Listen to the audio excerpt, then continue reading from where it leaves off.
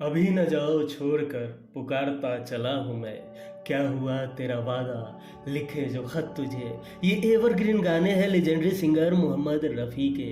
अपनी बेहतरीन मेलोडियस आवाज़ से हिंदी सिनेमा का नया दौर लाने वाले मोहम्मद रफ़ी ने हिंदी समेत 13 भाषा और इंग्लिश समेत 7 फॉरेन लैंग्वेज में गाने गाए।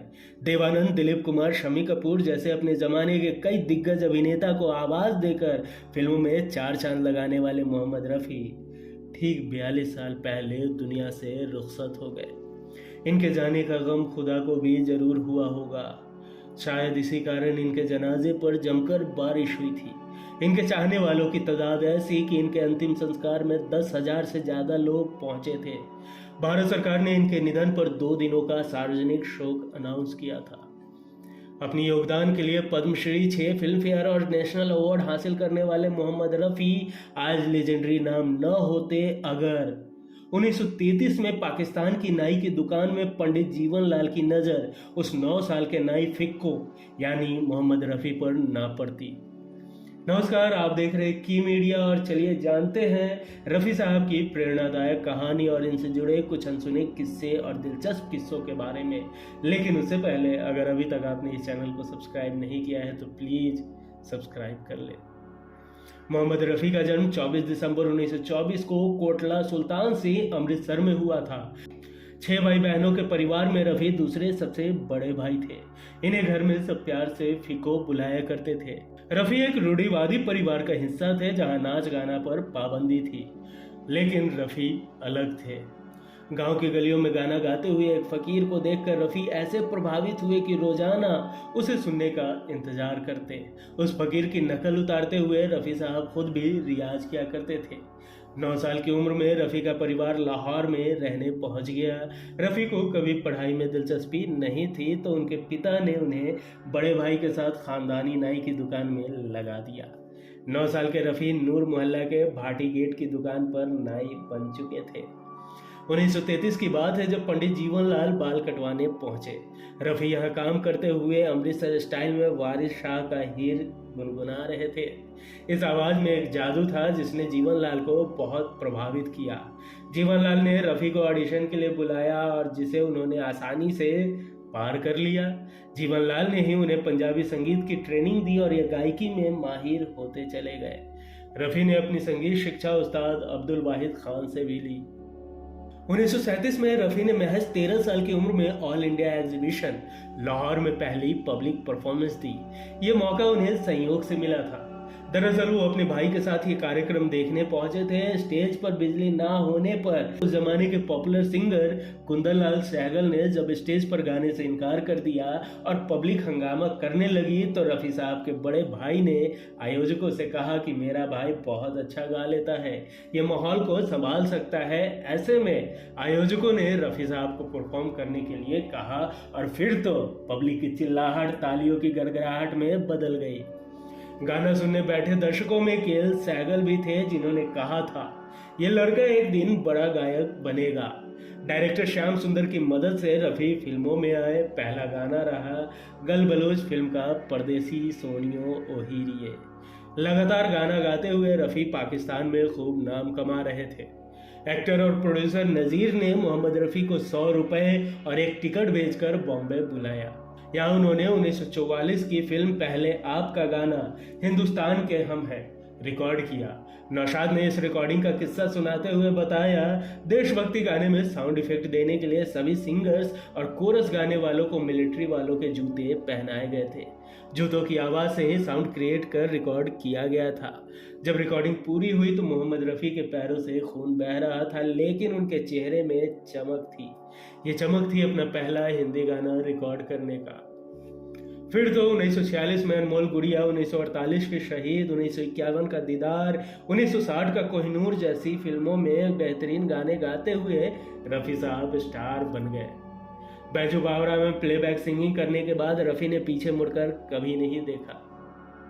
नौशाद, शंकर जयकिशन, एस.डी. बर्मन, ओ.पी. नैयर, मदन मोहन जैसे संगीत निर्देशकों की पहली पसंद बन चुके रफ़ी दिलीप कुमार, राजेंद्र कुमार, धर्मेंद्र, शम्मी कपूर और राजेश खन्ना की आवाज़ बन गए।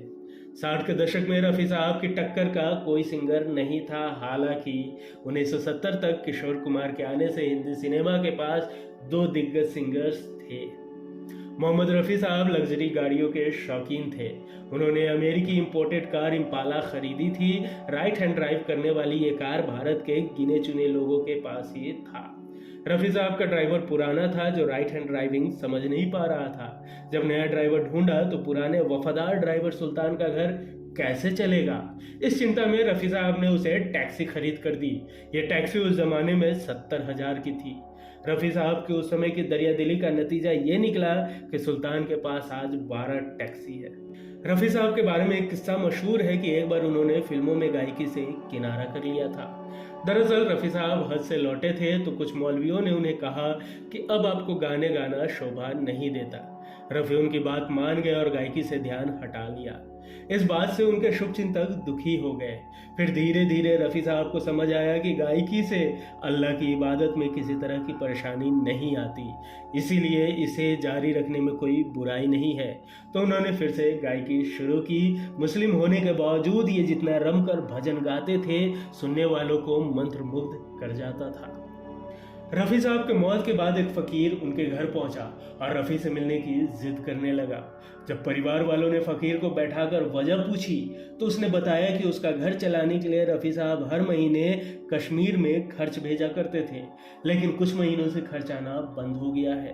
रफ़ी साहब के सेक्रेटरी ने इस बात की पुष्टि करते हुए बताया कि रफ़ी साहब बिना किसी को बताए कई लोगों का घर चलाया करते थे। बायोग्राफी नौशाद नामा में रफ़ी साहब के जज्बे का एक किस्सा लिखा गया है। बैजू बावरा फिल्म के गाने और दुनिया के रखवाले में रफ़ी को हाई स्केल में रिकॉर्डिंग करनी थी। इसके लिए रफ़ी साहब ने कई दिनों तक लगातार घंटों रियाज किया था। जब गाने की फाइनल रिकॉर्डिंग हुई तो रफ़ी साहब के गले से खून रिस रहा था। इस गाने के बाद कई महीनों तक रफ़ी साहब ने कोई गाना नहीं गाया। बताया जाता है कि एक कैदी ने फांसी की सजा के दौरान ये गाना सुनने की आखिरी इच्छा जाहिर की थी।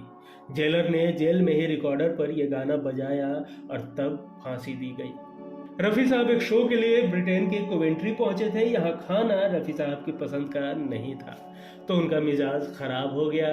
वहीं मिलने पहुंचे बेटे और बहू से रफ़ी साहब ने पूछा कि यहाँ से लंदन कितना दूर है। जवाब मिला सिर्फ 3 घंटे। रफ़ी साहब ने तुरंत बेटी यास्मीन को कॉल किया और कहा, क्या तुम घंटे भर में दाल चावल और चटनी पका सकती हो? बात बनी तो रफ़ी साहब तुरंत गाड़ी से लंदन रवाना हो गए। भारतीय खाना खाया और दोबारा शाम 7 बजे तक ब्रिटेन लौट आए। लोगों के उनके अचानक गायब होने का कारण पता चला तो हर कोई हैरान रह गया। 31 जुलाई 1980 को रात करीब 10:25 पे मोहम्मद रफ़ी ने हार्ट अटैक से दम तोड़ दिया। अगली सुबह इन्हें जुहू के कब्रिस्तान में दफनाया गया। इनके जनाजे पर शायद खुदा भी खूब रोया होगा, इसी कारण मूसलाधार बारिश हुई थी। उस बारिश में भी इनके अंतिम दर्शन में करीब 10,000 लोग शामिल हुए थे। भारत सरकार ने रफ़ी के निधन पर 2 दिनों का सार्वजनिक शोक अनाउंस किया था।